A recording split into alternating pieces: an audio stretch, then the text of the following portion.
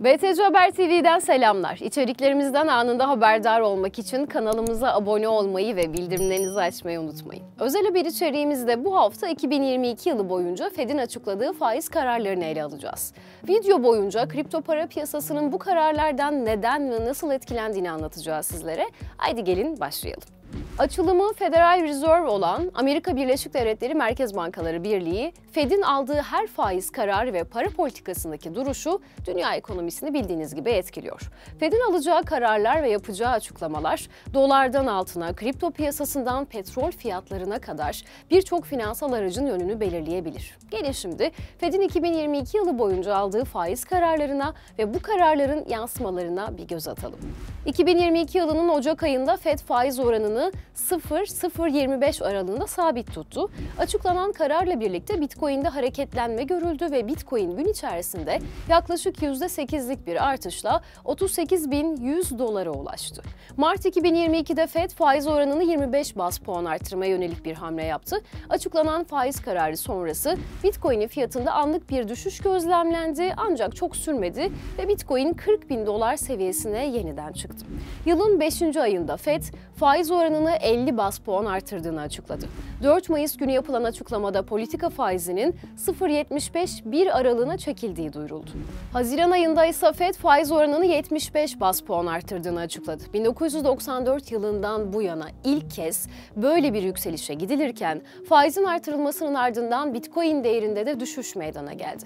Bir sonraki Fed toplantıları 26-27 Temmuz'da ve 20-21 Eylül'de yapılacak. Temmuz ayında Fed'in faizi 75 bas puan artıracağı yönünde beklentiler var.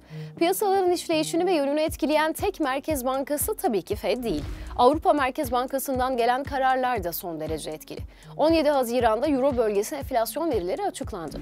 Enflasyon oranı beklentiler doğrultusunda %8.1'e ulaştı. Bu oran geçtiğimiz yıl 7.4 seviyesindeydi. Avrupa Merkez Bankası'nın takviminde de Temmuz ve Eylül ayları var. Bankanın Temmuz ve Eylül ayı içerisinde faizleri artırması bekleniyor. Fed'in Haziran ayı kararının ardından İngiltere Merkez Bankası da 25 puanlık faiz artışı gerçekleştirdi. İsviçre Merkez Bankası ise beklenmedik biçimde politika faizini 50 bas puan yukarı çekerek ayrı bir küresel ekosisteme adım atıldığını resmen ilan etti. Tüm bu gelişmeler küresel piyasalarda resesyon ve stagflasyon endişesinin artmasına yol açtı diyebiliriz.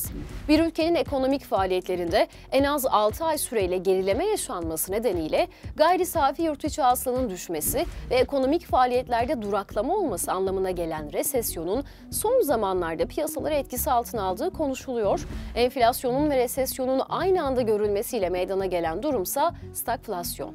Stagflasyon, ülke genelinde işsizlik, enflasyon rakamlarının yukarı doğru devam etmesi ve ekonomik büyümenin gerçekleşmemesi gibi durumlarda meydana gelir ve böyle bir ekonomik ortamın içinden çıkmak da epey zordur. Öte yandan küresel ölçekte artan enflasyon ve sıkıntıya giren ekonomiler kripto piyasasını da baskılamaya devam ediyor. Her yatırım aracı gibi kripto para birimlerinin de Fed tarafından alınacak faiz kararına göre şekillenmesi kaçınılmaz.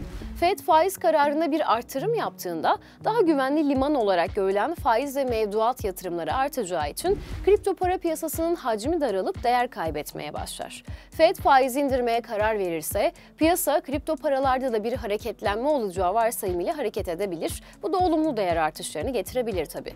Fed gibi dünya ekonomisine yön veren bir kuruluş sadece faiz artırarak veya faiz azaltarak değil, yapacağı açıklamalarla da kripto para piyasasını etkileyebilir. Aynı zamanda Fed de kripto para piyasalarını yakından takip eder zaten. Geçtiğimiz günlerde kripto piyasası ile ilgili açıklama yapan Fed Başkanı Jerome Powell, Bitcoin ve diğer kripto para birimlerinde yaşanan fiyat dalgalanmalarından hiçbir makroekonomik sonuç görmediğini, kripto paralar için çok daha iyi bir düzenlemenin şart olduğunu dile getirmişti. Sonuç olarak yükselen ya da düşen faiz oranları, ani yükselen enflasyon, uluslararası çatışmalar gibi faktörler piyasalar ve yatırımcılar için bir tür oynaklık yaratır. Bu hareketlenme doğrudan ya da dolaylı olarak piyasayı etkisi altına alır tabii.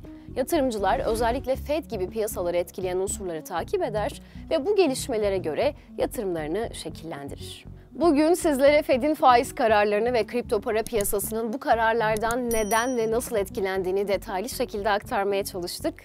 Hoşça kalın.